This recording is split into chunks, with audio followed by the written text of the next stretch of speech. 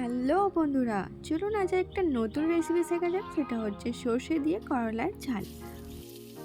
প্রথমেই কড়াই তেল গরম করে তাতে নুন হলুদ দিয়ে মেখে রাখা করলাগুলোকে দিয়ে দিতে হবে। এইবার করলাগুলোকে ভেজে নিতে হবে। গরম গরম ভাতের সাথে এই রান্নাটা খেতে দুর্দান্ত লাগে, একবার বানিয়ে দেখবেন। বানাবেন তো অবশ্যই, আর আমাকে কমেন্টে জানাবেন কেমন লেগেছে এই রান্নাটা। করলার এক পিঠ ভাজা হয়ে গেলে অন্য পিঠ উল্টে নিতে হবে। উল্টে ভালো করে ভেজে নিতে হবে। রান্নাতে করলার কাঁচা কাঁচা ভাব থাকলে একদমই খেতে ভালো লাগে না। দেখুন এবার করলাগুলো হালকা হালকা ব্রাউন হতে শুরু করে দিয়েছে। এই রান্নাটা খেতে একটু স্পাইসি হয়, তো যাদের মুখে রুচি নেই তারা অবশ্যই ট্রাই করে দেখতে পারেন। করলা ভাজা প্রায় কমপ্লিট। এই অবস্থাতে এবার করলাগুলোকে তুলে নেব।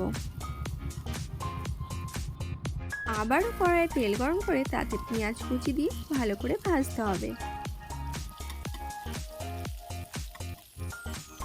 পেঁয়াজ হালকা ভাজা হয়ে এলেই এতে দিয়ে দিতে হবে সামান্য পরিমাণে হলুদ গুঁড়ো আর সামান্য পরিমাণে লঙ্কা গুঁড়ো। এটাকে এবার মিশিয়ে নিতে হবে। দেখবেন একটা সুন্দর কালার আসতে শুরু করবে।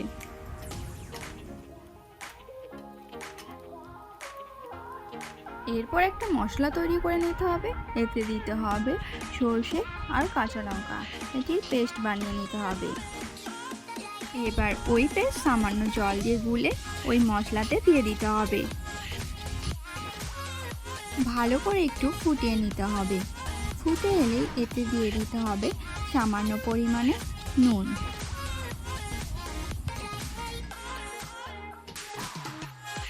নুনটাকে ভালো করে মিশিয়ে নিয়ে এতে দিয়ে দিতে হবে সামান্য পরিমাণে জল।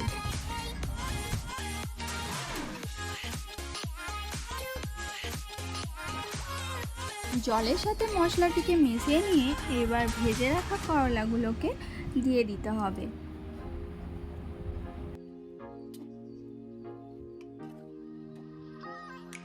মশলার সাথে করলাগুলোকে ভালো করে মিশিয়ে নিতে হবে।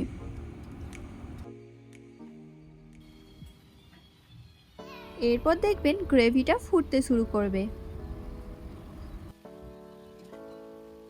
এতে বেশি গ্রেভি ভাবটা রাখবো না, গা লাগা ভাবটা থাকলেই বেশি খেতে ভালো লাগে।